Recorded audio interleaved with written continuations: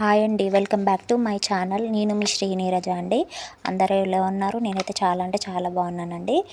ఈరోజైతే ఎంతో టేస్టీగా ఉండే టమాటా చారు చాలా ఈజీ వేలో చూపించబోతున్నానండి. దానికి కావాల్సినవి అయితే నేను కొన్ని టమాటాలు అయితే నేను తీసుకున్నానండి. ఇలా కొంచెం రెడ్ కలర్ ఉన్నాయి తీసుకోవాలి. చారు చాలా టేస్టీగా వస్తుందండి. అలాగే ఒక చిన్న నిమ్మకాయ సైజ్ అంతా చింతపండు అయితే తీసుకోవాలి.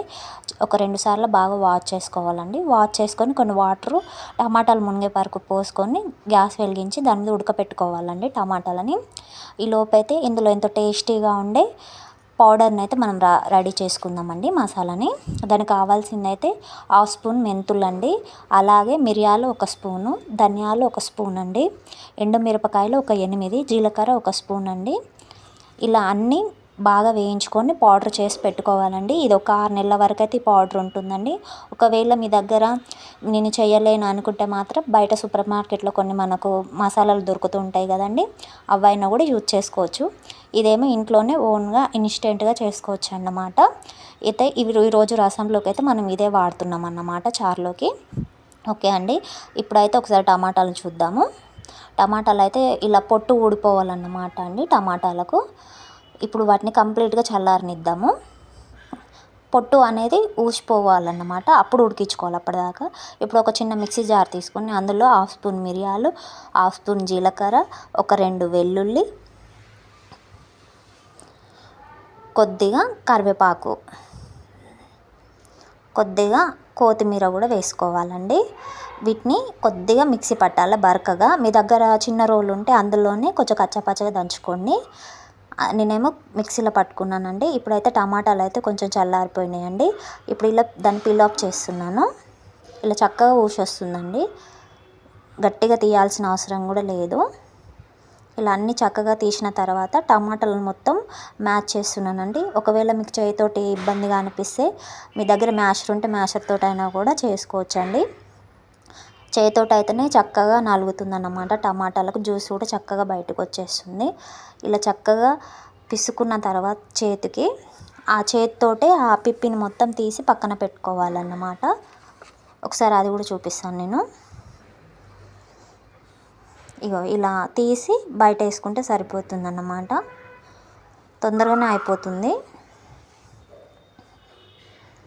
వీడియో చూస్తున్నారు కానీ లైక్ అయితే అస్సలు చేయట్లేదండి. కొంచెం లైక్ చేయండి, షేర్ చేయండి, సబ్స్క్రైబ్ చేసుకోండి. నన్ను సపోర్ట్ చేయాలని నేను మనస్ఫూర్తిగా కోరుకుంటున్నానండి.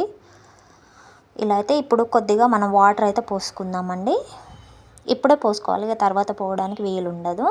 ఇప్పుడు ఒకసారి ఇలా ఉంటే సరిపోతుందండి. మరీ చిక్కగా ఉండకూడదు, కొంచెం పలసగా ఉన్నా పర్వాలేదు, చిక్కగా అయితే ఉండకూడదండి. కొంచెం అది చూసుకుంటే సరిపోతుంది. ఇందాక మనం గ్రైండ్ చేసుకున్న పొడిని వేస్తున్నాము. అందులో ఆల్రెడీ మనం ఎండుమిరపకాయలు వేసాం కాబట్టి ఇక మన పచ్చిమిరపకాయలు ఇవన్నీ ఏం వాడనవసరం లేదు. అలాగే ఇందాక మిక్సీ పట్టుకున్న ఆ పేస్ట్ని కూడా వేసుకుంటున్నాము.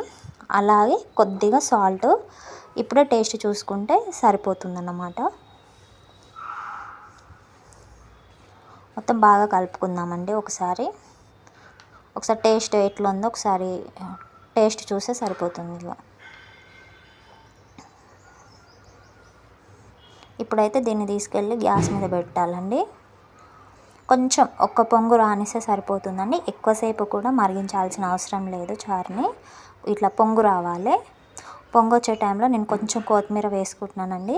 చివర్లో గార్నిష్ కూడా వేసుకోవచ్చు, కానీ మా పిల్లలు కనబడితే తినరండి. అందుకనే నేను వాళ్ళకు అలా అయితే మసిలిపోతుంది, అలానే కలిసిపోతుందని వేస్తున్నాను.